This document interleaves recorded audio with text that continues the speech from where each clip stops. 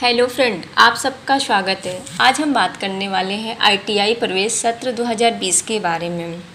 आप लोग जानते हैं कि सभी बोर्ड के हाई स्कूल के रिजल्ट आ चुके हैं, तो अब बहुत ही जल्द आईटीआई के ऑनलाइन आवेदन मांगे जाएंगे।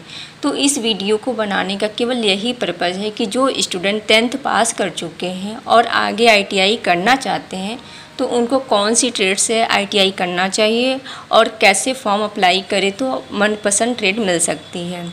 सारी जानकारी इस वीडियो में मिलने वाली है, तो बिना स्किप किए वीडियो को लास्ट तक देखें, पूरा प्रोसेस समझ जाएंगे।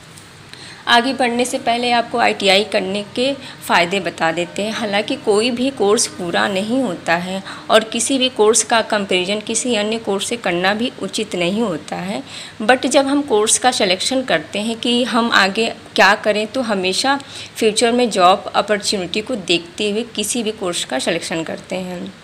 इन सब को ध्यान में रखते हुए अगर बात करें तो आईटीआई करना जॉब अपॉर्चुनिटी के लिहाजा से बहुत ही अच्छा होगा।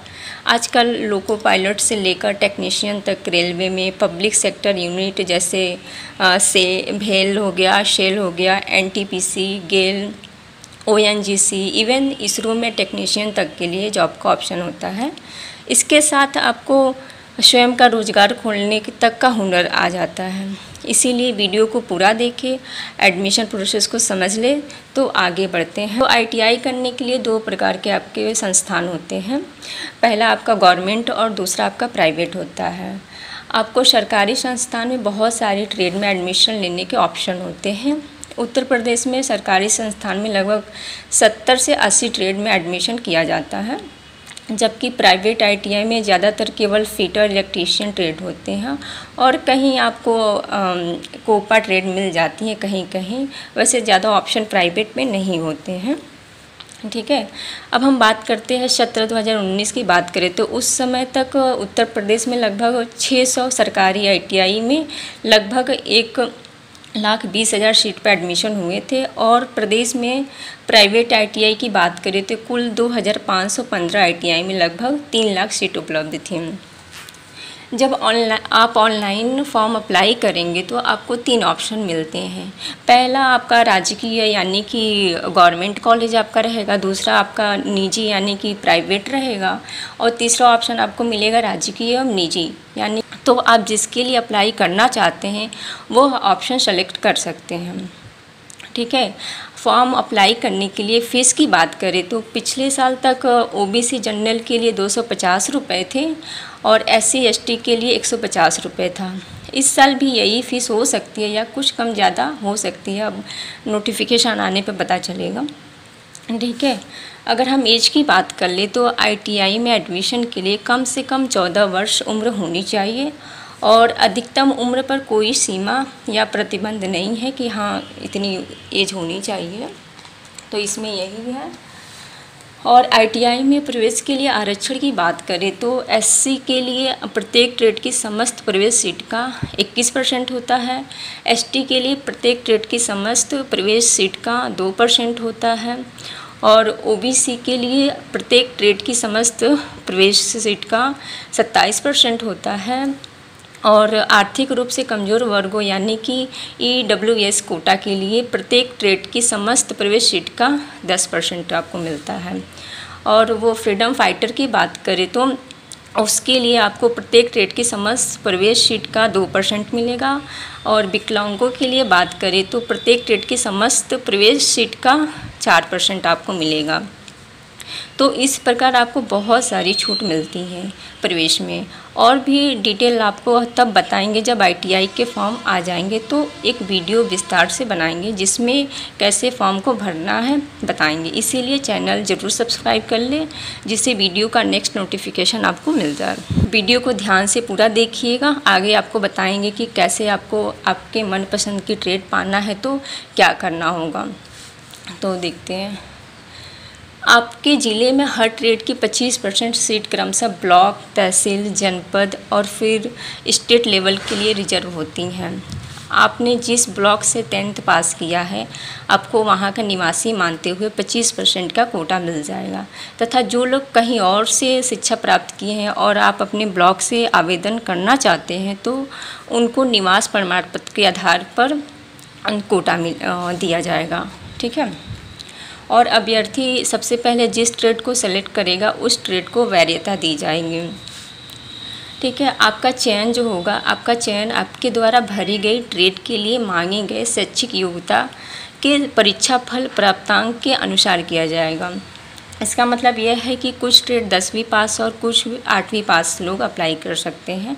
यदि आप उदाहरण के लिए फिटर, टर्नर, मशीनिस्ट, इलेक्ट्रीशियन आदि ट्रेड भरते हैं तो आपको आपके 10वीं के मेरिट के अनुसार ट्रेड मिलती है। इस प्रकार आप अपने ब्लॉक, तहसील, जनपद का स्थानीय आरक्षण प्राप्त कर सकते हैं, अपने मनपसंद ट्रेड की प्राप्त कर सकते हैं। अगर किसी को कोई प्रॉब्लम आती है तो कमेंट बॉक्स में कमेंट कर सकता है और हम उसका सलूशन देने की कोशिश करेंगे। ठीक है। अब हम बात कर लेते हैं गर्ल्स के बारे में। गर्ल्स के लिए बात करें तो गर्ल्स के लिए विशेष रूप से संचालित 12 महिला ITI हैं, जहां केवल गर्ल्स को ही प्रवेश दिया जाता है। इसके अलावा सभी ITI में गर्ल्स के लिए 20% सीट रिजर्व होती है। ठीक है। आपको ऑनलाइन आवेदन के लिए कम से कम 20 या 25 दिन का वक्त दिया जाएगा। अब आपको बताते हैं कि कौन सी ट्रेड इंजीनियरिंग है और कौन सी ट्रेड नॉन इंजीनियरिंग ट्रेड है, तथा किस ट्रेड के लिए क्या क्वालिफ़िकेशन होनी चाहिए और कौन सी ट्रेड कितने वर्ष में कंप्लीट होगी। तो इन सब के बारे में हम देखते हैं। अगर इंजीनियरिंग ट्रेड को देखें तो इसमें आपका फिटर है, फिटर 2 वर्ष का है और इसमें क्वालिफ़िकेशन है आपके 10वीं पास होना चाहिए। 10वीं में आपकी जो सब्जेक्ट है मैथ और साइंस होना चाहिए। नेक्स्ट हम बात करते हैं टर्नर की, तो इसमें आपके 2 वर्ष का कोर्स है। इसमें आपका जो है क्वालिफ़िकेशन 10वीं है। 10वीं में आपके जो सब्जेक्ट है मैथ और साइंस होना चाहिए। नेक्स्ट हम देख लेते हैं मशीनिस्ट की, तो ये भी आपका 2 वर्ष का है। आपकी जो क्वालिफ़िकेशन है 10वीं पास होना चाहिए। 10वीं पास में आपके जो है मैथ और साइंस होना चाहिए। इलेक्ट्रीशियन की बात करें तो ये भी 2 वर्ष का होता है। इसमें भी आपकी 10वीं पास होना चाहिए और 10वीं में आपके जो सब्जेक्ट है मैथ और साइंस होना चाहिए। Mechanic, refrigeration and air conditioner की बात करें तो ये 2 वर्ष का होता है। इसका जो क्वालिफ़िकेशन होता है 10वीं पास होता है। मैकेनिक मशीन टूल्स की बात करें तो 2 वर्ष का होता है। 10वीं पास होना ज़रूरी होता है इसमें। मशीनिस्ट ग्राइंडर की बात करें तो ये भी 2 वर्ष का होता है और क्वालिफ़िकेशन की बात करें तो 10वीं पास होना चाहिए। 10वीं में जो आपके जो सब्जेक्ट है मैथ और साइंस होना चाहिए। सिविल की बात करें तो ये भी 2 वर्ष का होता है और इसका क्वालिफ़िकेशन जो है 10वीं पास होना चाहिए। 10वीं में आपके जो सब्जेक्ट है मैथ और साइंस होनी चाहिए।